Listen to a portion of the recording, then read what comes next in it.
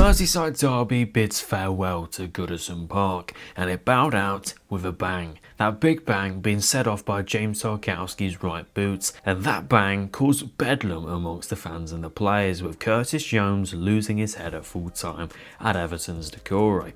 The game was tight, evenly matched, and I want to take a bigger look at it. So in this video I'll be zooming straight in on this game and Everton specifically. I'll be diving into how Everton and Liverpool tactically set up, their shape on and off the ball, and how it's evolved through Moyes' reign, but providing in-game analysis and much more. Let's go. Before we jump in, if you want a deeper analysis of Moyes' tactics and impact to the toffees so far, then click at the top right just now. But if you're here to stay, I'll give you a quick run through anyway. So, Moyes' system. O'Brien at right back tucks into right centre back with Tarkowski and Branthwaite as a back three. The left back in Mykolenko pushes up to hold width, which moves Ndiaye into that left half space as a 10 in his best position.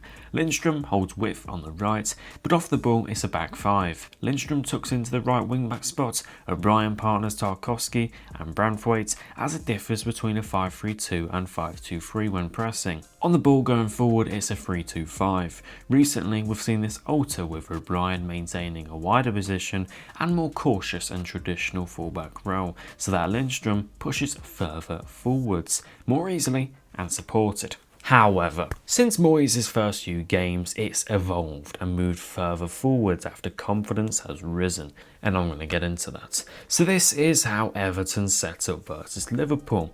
The only difference in lineups now being Garner in for the injured Mangala and Beto for the injured calvert-lewin. So on the ball, it's the usual 3-2-5. O'Brien stayed fairly wide as Branthwaite would do the same too once Mykolenko has pushed up, meaning it's a bit of a wider back three. It stretches Liverpool so that when they press, it looks to pull Liverpool players out of their central positions, push them that little bit wider so they can access the central players. Now it's time to talk off the ball because this is the biggest change. So normally, as we've discussed, Lindstrom joins the back line, meaning it's a 5-2-3, with Ndiaye leaving the line of three to join the midfield too once Everton are forced back. But since the performances versus Spurs and Brighton, it's changed to a 4-2-4/4-4-2 out of possession shape. A lot of people would have expected Moyes to go with a very deep back five against a quality opposition like Liverpool, but that wasn't the case. When Liverpool played out from the back and shared possession went deep, it was a 4-2-4. Beto and Doucouré led the line of press, which chose wisely when and when not to be aggressive. A lot of the time they weren't. They sat in their shape and trusted it. It worked well. Now once Liverpool travelled with the ball further forwards and pushed Everton midfield back towards the halfway line, Ndiaye and Lindstrom would leave the front line and drop into the midfield, making it a 4-4-2. This looked to be compact, limit the central threat, but also be alert to any wide threats. A lot of compact 4-4-2 shapes off the ball do this. They eliminate central threat and force the ball to circulate out wide. It's a very common tactical shape in today's game, but it's important you deal with that wide threat once it's with the wide players, because if you don't, it will hurt you. So that's why Moyes' men can't be passive. The role of Ndiaye and Lindstrom in that midfield four looks to block the space for the Liverpool backline to find a pass to the likes of Szoboszlai, McAllister and the Liverpool wide men. But when the ball comes to Bradley or Robertson, they pounce. They look to be aggressive, which forces them backwards and back to where they started, the centre-backs. They struggle to find passes here. If you pass it out wide to Gakpo or Salah, then the Everton fullbacks will follow aggressively and a possible turnover may occur. McAllister and Szoboszlai couldn't be found, so that left just Gravenberch, who came off after 60 minutes and was incredibly limited. But he did ponder behind Beto and Doucouré in that front line, so he's the only one who really found a little bit of space in that first half, mainly because Beto wasn't as alert to that inside pass as he could be. Liverpool this game set up in their usual 4-2-3-1, but on the ball it was a flat back four, meaning it was a 4-1-5 in possession. A free-flowing nature surrounded Liverpool's midfield, with Diaz rotating with Gakpo often, but often positioning next to Szoboszlai in the half spaces.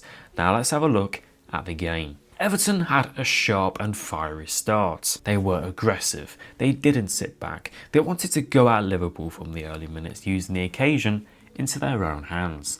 The atmosphere was unreal. They aimed to get a quick start, get the crowd going even more and rattle the Reds. And they had that good start. It was also refreshing to see passing combinations down the right. Before, for a long time pre-David Moyes, they've been so reliant on their left flank with ndiaye to orchestrate his magic. Lindstrom found good passing combinations with Doucouré and O'Brien, and his energy was causing Liverpool problems, but he just lacked that final ball. Ndiaye was also having a good start, consuming multiple red shirts into him through his dribbling to create space for Beto, Mykolenko and Doucouré. Off the ball, whenever Gakpo or Salah got the ball, they were alert to the case, straight over to the wide space and looked to crowd it out. Gay and James Garner were also very alert. As soon as Szoboszlai, Diaz or McAllister received the ball, they were straight over. 10 minutes in and that quick start had arrived. Branthwaite caught Konate and Van Dijk napping with Beto's run, who tucked it away tidily. Liverpool are a quality side, so Everton needed to be open and utilising every possible way of scoring, as they are coming up against the second best defence in the league. However, the equaliser came very fast, 5 minutes to be exact. Liverpool pushed right up, pinning Everton back. Konate found the pass to Salah as Ndiaye was so close to cutting it out, and it was a brilliant cross by Mo Salah. The weight, height, technique was perfect, and it came off the back of McAllister's head, probably the most unlikely scorer to score with his head in that game. It's an awkward standpoint for Everton defensively. McAllister has his back turned to the goal, but Pickford should probably dive for it. So a moment of real quality gets Liverpool back into it. And then another sucker punch lands right on Everton's chin. Iliman Ndiaye goes off injured. This was a big injury. Ndiaye is their best player going forward. It massively affects their forward penetration, and Harrison being the main switch changes the dynamics. Harrison doesn't thrive in the half spaces like a 10 as Ndiaye does, as he's more of an actual wide player. So he came on and worked with Mykolenko down the flank, more directly hugging the widths of the pitch. So a complete change in personnel. Though Ndiaye had come off, Everton was still going forward. They passed the ball around well with 3 touches max per player in the initial build-up when they were intense and fast. But you can tell they lack quality. That final pass, the decision of the pass, was off. Mykolenko always goes long when he has the ball and is pressed. Harrison off the ball wasn't bad, but for me, not good enough for Everton to push higher up the table. Lindstrom I like, he's energetic, hard-working, good 1v1, but just lacks that final pass at the moment. Doucouré, he covers a lot of ground and has his moments. He's a nice tackler, but it's just very wasteful in the attacking phase. And up front, with Beto, he had a good game against Van Dijk and Konate, a proper centre-forward display. But overall is a little wasteful and slow in how long he takes to do something, whether that's shoot, pass or whatever. These players, besides Lindstrom, lack technical ability, but Moyes is doing a superb job with them. You can tell that when Everton moved forward and the positions they got themselves in, it lacked their star man, just that bit of quality. As the first 45 came to a close, Liverpool shared all the ball, 69% possession, but did nothing besides knock it around the back line with it. Everton limited them incredibly well. Branthwaite and Tarkowski were having monstrous games, as they both anticipated every block, clearance and interception exceptionally. The structure of the ball was fantastic. There's no two ways about it, as Arne Slot's side managed just 3 shots, just 0.23 xg. The only time Liverpool actually found space and broke down the structure was when Salah would dribble with the ball looking to beat players in more narrowly, or when they tried riskier passes. They needed Trent Alexander-Arnold, a risky passer from deep who could unlock the forward line, and I think Slot knew this. After 60 minutes, he brought on Trent and Curtis Jones for Conor Bradley and Ryan Gravenberch, and that brought an intense ball carry into play and a creative influence from deep. Second half kicked off and Everton started again sharp. They looked dangerous in transition and the two teams looked very evenly matched, despite the 30-point difference, which for me is how a derby should be. Doucouré and Beto were feeding off each other very well, and O'Brien and Lindstrom were working well together too.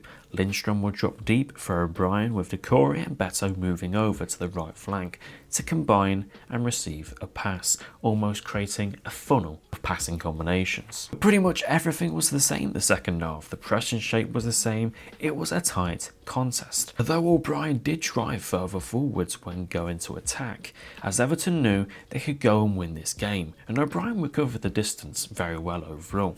So I think they were safe. Liverpool were arguably worse this half though. They were not threatening at all. They struggled a lot, and their first shot of the half, unfortunately for Everton, came at the expense of a goal in the 73rd minute. Diaz took his man on 1v1, cut back, crossed, then Tarkowski cleared the ball just in a horrible place, straight for Liverpool as the ball fell perfectly to Mo Salah. It was definitely against the run of play and not what Everton deserved, but when you're in a title race, fortunate wins like that will come. It just wasn't going to come in the final Merseyside derby at Goodison. The last 5 or 10 minutes, Everton needed to be more direct and commit men forward. This would obviously come at the expense of a Liverpool breakaway, as Trent found those passes that they struggled to find in the first half. But O'Brien was there to recover the space. The last few minutes were here, and I actually thought Everton was struggling to create chances. Liverpool were comfortable. Everton even took Garner off for Ashley Young so Jacob Prine could go up front, adding that physical presence versus Konate and Van Dijk. But that Liverpool comfort wouldn't last long. Mykolenko smashes a ball into the box that bounces over Ibrahim Konate, then heads on for James Tarkowski, who makes a late run into the box and smashes a half volley past Alisson. Incredible. And then commence the head loss amongst both sets of players at full time. The draw and possibly the win was the least of what Everton deserved out there. Moyes and the players were fantastic. They limited arguably the best team in Europe tactically, but also were a threat going forwards. To me, Moyes coached a win. With better technical players going forward and ndiaye, they win that game. You can talk about the referee, but the referee was poor for both teams, and Everton were the better team. It took Liverpool until the 73rd minute to have a shot in the second half, and Liverpool had 3 shots in each half. And then this. In all competitions, this was Liverpool's lowest XG in the game, lowest amount of shots in the game, joint lowest touches in the opposition box, and 5th lowest touches in the final third. The stats don't lie. Everton and David Moyes did a job on them. If you enjoyed today's video, make sure to smash a like and subscribe to the channel. What did you think of the game? Do you think Everton deserved the win? Or do you think Liverpool were hard done by the refs? Because overall I think both teams were hard done by the refs. Thank you for watching today's video, and I'll see you guys next week.